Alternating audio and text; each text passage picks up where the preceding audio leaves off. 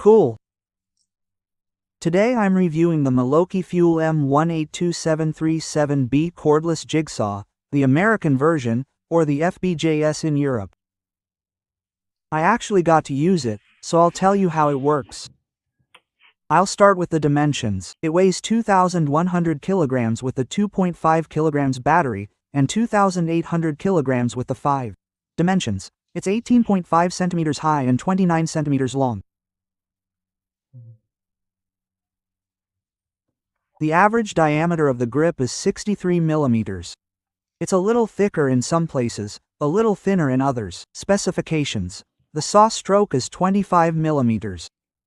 The stroke rate ranges from 800 to 3,500 strokes per minute. That means it has 6 speeds and 1 automatic mode, which, as usual, I don't understand why it's needed. It starts at medium speed and ramps up to maximum speed when the load appears. Maybe someone will find this useful. Of course. The power button is the same on both sides. To turn it on, you have to hold it down. It turns off with a simple click.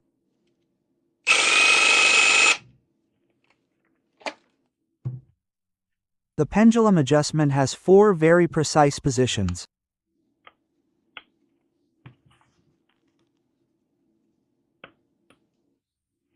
However, it didn't have enough paint for a 2-figure. With the pendulum set to maximum, it cuts quickly and crookedly.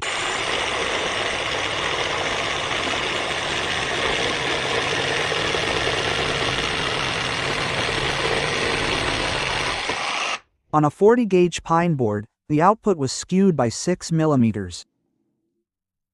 But if you turn off the pendulum and set the speed to minimum, the cut is slow, but the surface is smooth and beautiful.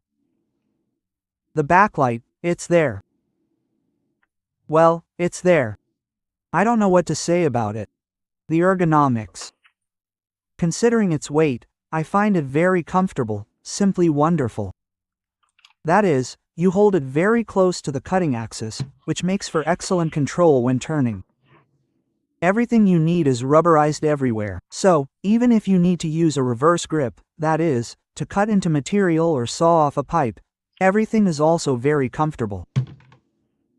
Let's move on to the device.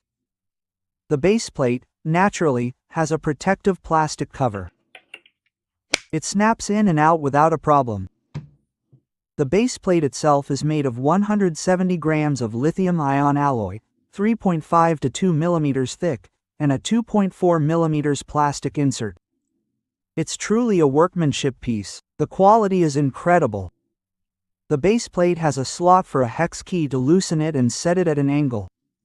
The frame itself has 2 springs to keep the hex key from falling out. Why don't they do this in their circular saws to prevent these keys from getting lost? It remains a mystery.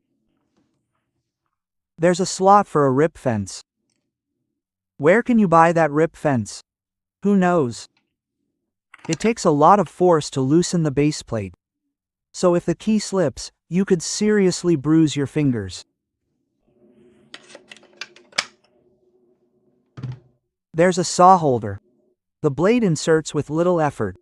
The saw ejection is excellent.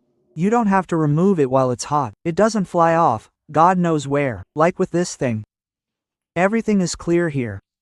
What about the work? Everything is super. Right? Everything is awesome. It cuts up to 50 millimeters without any problems. But using a jigsaw for anything larger, well, that's stupid, in my opinion. I also didn't see much point in using a high-capacity battery. Again, up to 50 millimeters, the 2 series is more than enough. The fact that it has an automatic sawdust blower, it turns on and off here. That's good, of course, but compared to corded ones, it's not enough to show the cutting line. That is, when you're sawing, you still can't see the pencil line under the sawdust. What's under the hood? Yeah, it's a beauty, really. What surprised me most was the lack of wood dust inside, because I had a machine that, for all its wonderfulness, really liked to suck sawdust into the engine.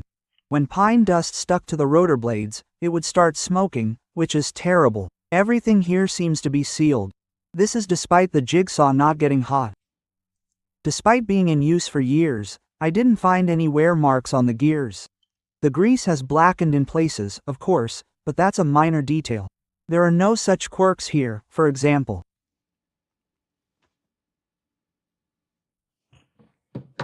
Everything is high quality, everything is hardened, and so on. Assembling and disassembling this tool is a whole other ordeal. All the parts fit together so tightly that fitting everything together perfectly and pressing it down is a balancing act in itself. As for the repairability, it was a pleasant surprise.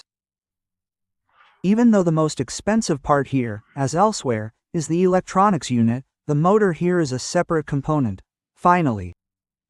So, basically, with a new machine priced at $630, which is the minimum, a price of $150 for the most expensive spare part is unpleasant, but not catastrophic, like, say, with screwdrivers or impact drivers. The diagram, however, doesn't quite match the detailing.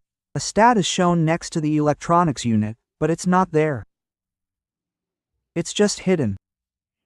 So, pros, cons, and nuances. Pros. The build quality is simply superb.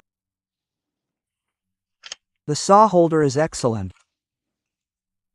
The speed is adjustable over a very good range, unlike that expensive piece of crap. Ergonomics.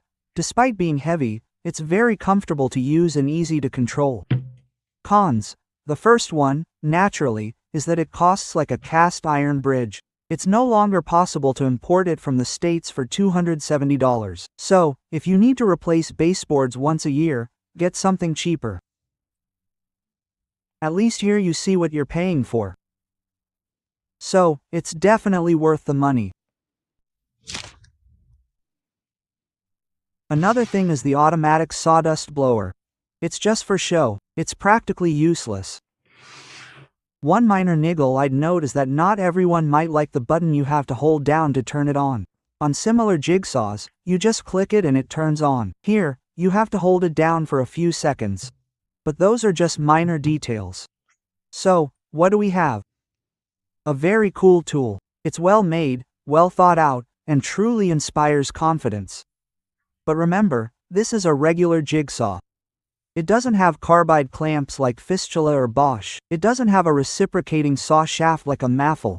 It's simply a good professional jigsaw. Whether you need it or not, you decide for yourself. That's basically it. Let me know in the comments what you think of this device and which ones you'd like to see reviewed.